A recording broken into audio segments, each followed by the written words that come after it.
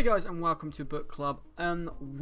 Is this about week 6, week 7? I can't even remember. That's how many weeks it's been. I think it's week 6. But this week we're going to be talking about WarBreaker. As I said, WarBreakers by Brandon Sanderson, and it's going to be. Oh, sorry, it's week 7. I'll just look. I think it's going to be a pretty good week. We should be able to do some interesting things. So yeah, things I thought about this book. I feel it was a very good book. It was very political, or trying to be political without being boring, if you see what I mean. It was like the background world of politics, and obviously the book, there was a lot of structure in the book, and like there was a whole creation of the world, obviously, where the gods were obviously the rulers of this kingdom, but they overthrew the rules like years ago. It was really cool but really crazy at the same time. I really did like it. A few things that I didn't like was fudge me. I didn't really like some of the just the general, just the feel of some of the things in general, if you see what I mean. There were some of the characters that I thought was like, what the fuck, and then some things flipped on their head. I wouldn't say I didn't like some of the things in the book. It was just really weird when I was listening to it, that some of the characters were like, what the fuck? No, scratch that whole thing, okay? I did like the book. I'm not saying I didn't like the book. There were some things in the book that I didn't like, but I can't put my finger on it, if you see what I mean. It's one of those things where you eat a nice food, but then you get a slightly bland aftertaste, if you see what I mean. It's really weird. But yeah, I liked some of the characters. You know, Siri. Is it Siri? Yeah, Siri. She was a good character. Don't know if I particularly, was like cheering for her to win and all this. I thought that she was okay. It was really weird that she kept jumping to conclusions about things. I mean, you can understand why, obviously, she did, but she just seemed to be one of those people who get a bee in her bonnet and then they go to it, if you see what I mean. What was her name? The other princess, V. I think that most of the time they just called her V. I can't remember her full name. But yeah, that's what I mean. Like, some of the characters were very. She was quite annoying as a character because she was so stuck in her ways, and she basically wanted what she wanted, if you see what I mean. Like, her sister was chosen by her dad to go see the God King, and I thought that was a really annoying thing as well, is that you didn't really see anything of her dad throughout the whole story, even though at the start of the story he's played quite a major role. So I thought that was kind of a thing. I was always wondering, like, what's her dad doing? It sort of showed you what he was doing throughout the book when you saw, like, the princess, the elder princess, got captured by Death in his cellar when he was being thingy, and it showed you like a few dead bodies of her royal house, which I can't remember. The Adrian, I think it was. That was it, Adrian. Bloody hell! This is what I mean about some of the things. It was very. I didn't really get it scored into my memory. It wasn't something that I think that I would want to remember a huge amount of it. I liked the characters, I liked the book, but it wasn't a very memorable book for me. It was very. I think this is one of his earlier works as well. I think WarBreakers. So I think that was probably why. Like, the combat in it was pretty cool. I liked the idea of awakening things with breath.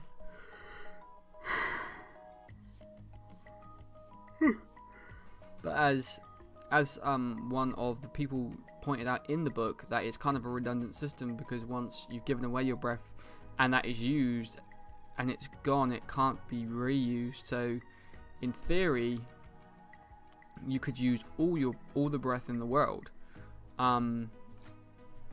But we don't know if that's true or not.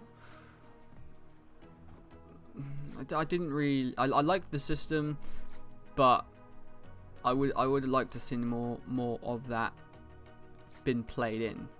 Like, everybody was like, they were carrying around ropes and, you know, like bits of cloth and that, things that were alive. But what is rope made out of? It's made out of hemp. What is rope made out of, actually? That's a good question. Like, I think it's nylon, which is part of a plant.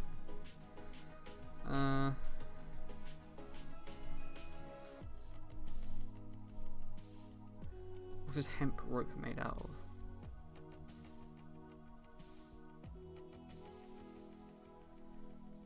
It's made out of a plant. So yeah, so that makes sense. Like, it could come back to life and stuff like that. And they said that you can bring like bones back to life, but like, you got all these people and they have like breath, but none of them have like really cool. I know you can only have simple words, but like, wouldn't you carry around, let's say, some sort of small figurine, like you know, like they said you can use bone, so you could construct a small like rodent thing like Pickle Rick, like, and then have that in your pocket, and then when you get somebody attacks you, because it's in human form, it's easier to awaken, so blah, kill him, or defend me, or protect me, or something like that. It would just seem that would be more of a reasonable thing than a piece of freaking rope which can be cut. I mean, I know that a little thing could be cut, but it would be more difficult to cut it. I would have hoped and would have thought. And of course, with one breath, you could obviously arise an undead army and stuff like that. So there was one thing that I thought was a bit annoying. That why couldn't, when they were attacking, why couldn't somebody with breath, like, let's say, like, was it Vasha? Probably not Vasha though, but why didn't they have somebody in the royal courts with a lot of breath on hand, so when they were falling in combat, they could retrieve those bodies and then breathe into them and make them undying corpses that were constantly coming back to life. So then you had, like, you know, once your troops were dying, they were becoming the what the hell were they called? It wasn't reborn. I think it was something else. It wasn't revived. Yeah. Anyway, I like read this book. Like, I would listen to this book like just today. But it's none of it's sunk in. But yeah, why couldn't they do that? Like, I like the character progression of Shirobon, who is the God King. I thought that was the most interesting part of the book that I found. That he had his tongue cut out, and he was like a little kid. And then obviously you saw him growing and growing and growing until he, you know, to the end of the book. Then he got his tongue back, and it was a really good thing. Obviously, you didn't really find out what happened to the fat mercenary. Begins with T. What was his name?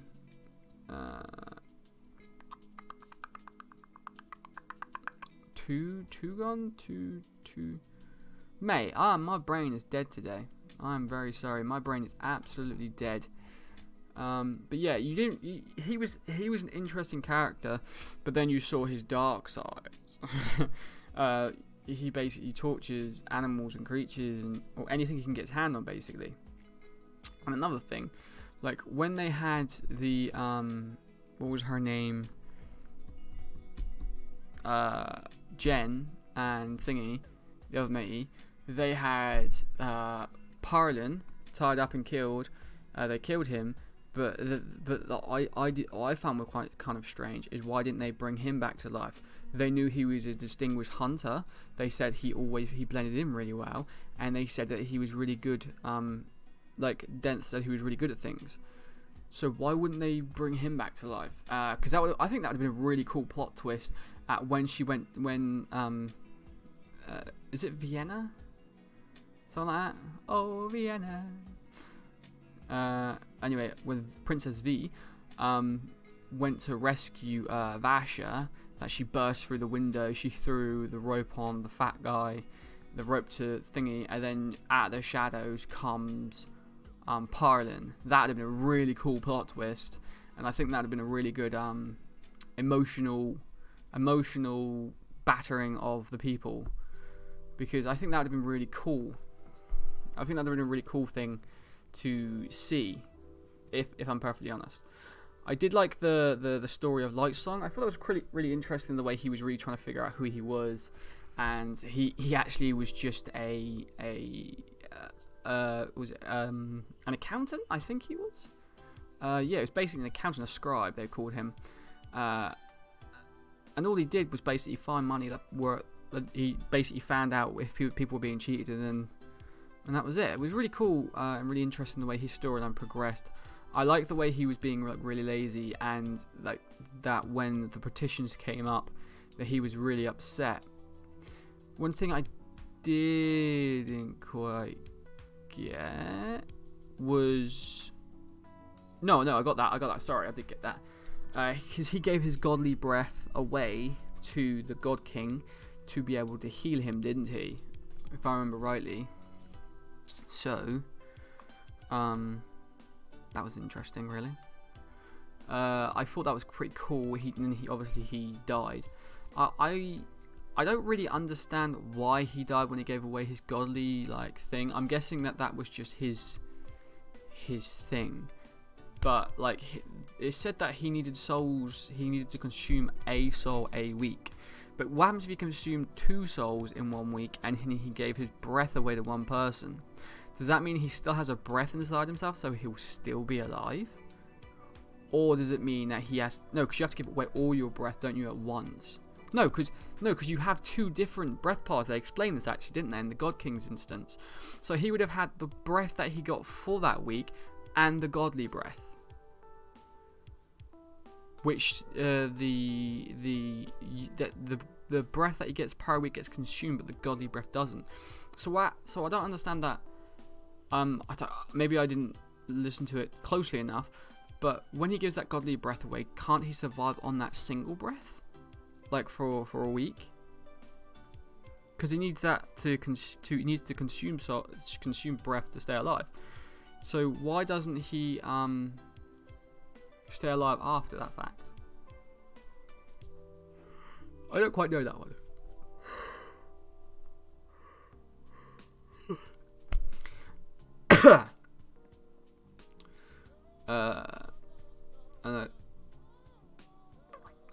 Blush Weather. She was an interesting character, obviously very flirtatious. She was an interesting character because she was working with obviously the heretics, and what was his name, the steward, Blue something. I can't remember, Blue something. But yeah, she was working with him to be able to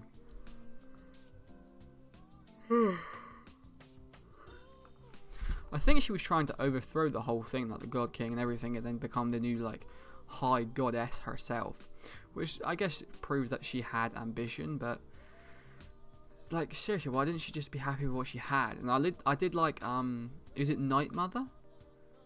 I think it was the Night Mother. I thought she was really cool the way you only saw her briefly in the actual whole thingy, but I thought she did the role of a god very well, because she basically said, oh yeah, we should make people's lives better, and she tried to make that man's life a lot better than one in the council hall, where she said, oh, we're going to give you some money and food for your family, which I thought was really cool, and I did like. Overall, I thought the book was good. I would probably give it, I don't know, maybe a 6.5 out of 10. I just didn't like... We were always constantly stuck in one place. I understood why we were always stuck in one place, but we never really went and saw Ciri's dad or we never really did anything else apart from like focus in that one tiny instance. And like V, she could have gone a lot more. We could have heard a lot more about her with her travels. And I did like her character progression, and the end bit of her character was cool, where she went off with Vasher as well. But like as well at the end, it was like the final battle that we was building up to. It very much glossed over it, which I do find that Brandon Sanderson does do that a lot with a lot of his books. He doesn't really get really involved in the combat of the situation. So he doesn't really write like a paragraph of combat. He would I think he very much focuses on like a sword fight finishes in around about 2 seconds. So he makes combat last, like if there's a fight, he'll make it last very quickly unless it's against two very skilled sword people. And I really like that aspect because it doesn't draw out combat and get boring, and you're always excited when combat does come along. But I would like to see a little bit more combat in this. I would have liked to have. I thought the sword was really cool as well. I can't remember what the sword's called. Was it called Shadow something? Can't remember.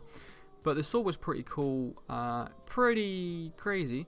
I think that Vasher could have done a lot better to try to teach the sword as well. Like if you've been with a sword for 1,000 years, you thought and it's supposed to destroy evil. You thought you would try to teach it between good and evil, and when to kill people and when to not kill people. I'm just saying, I would have thought that my personal self, and that's the truth of it. Yeah. It's just a quick book club this week because I liked the book. I got very.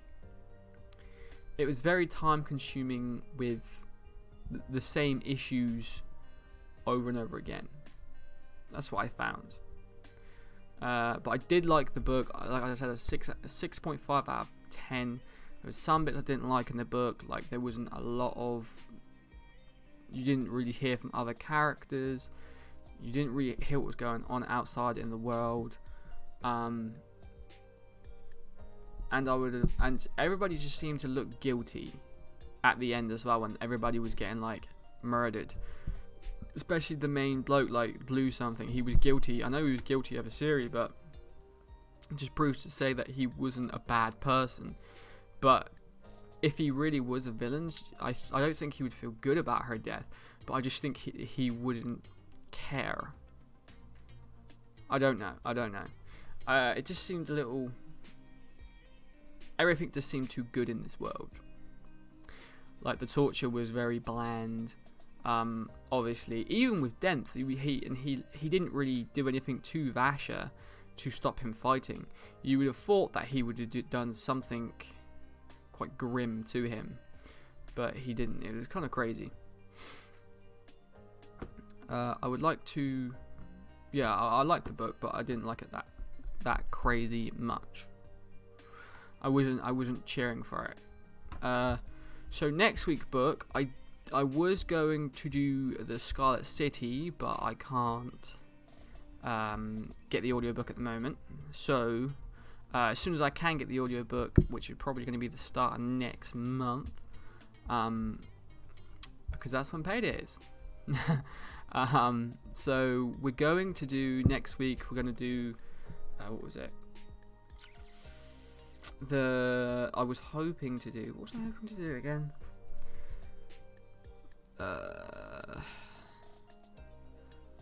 See, I'm in two minds here.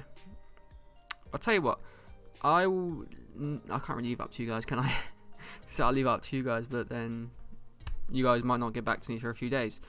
But I'm probably going to do Name of the Wind by Patrick Rothfuss. I want to get this one done because it's one of the best books I've ever fucking listened to, and I am definitely in the mood to listen to it again. And I have it on my audiobooks as well. So yeah, I think we're gonna do that. And then after that, we're gonna go. Because I don't want to always stick to one author. Like Brandon Sanderson, I really love his work. That's why we've done a lot of his books. But I want to try and move away from his for a few books, because otherwise it's just going to be like the same author all the time. And it's going to be the same type of story writing. So in the next one, I want to go for Patrick Rothfuss. And then probably after that, we might go for the Demon Cycle. If you guys haven't read that, it's a pretty good book. Or is Mistborn by Brandon Sanderson? Yeah, it is. So we probably won't do that.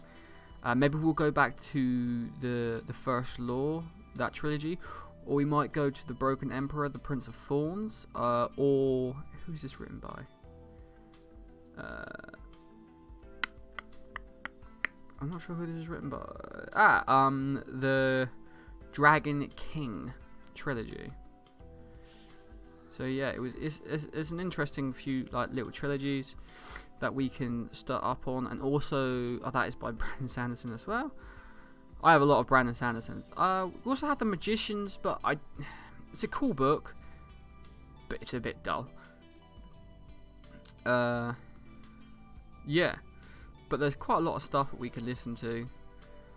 And I'm going to do that other one at the start of the next month, so hopefully for the next few weeks we'll have plenty of stuff to keep us busy.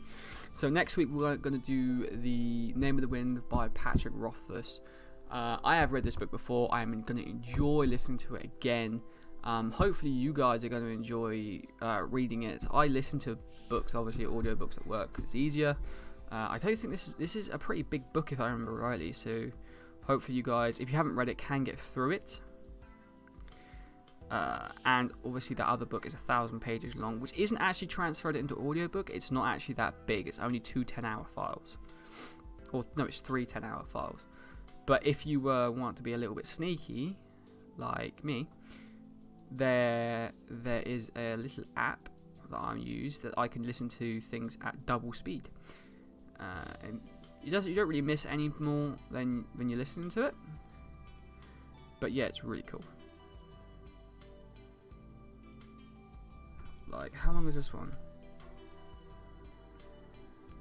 Yeah, Name of the Wind is 28 hours long anyway, so it's not like that, like we're going to be not reading a lot. So hopefully you guys have enjoyed.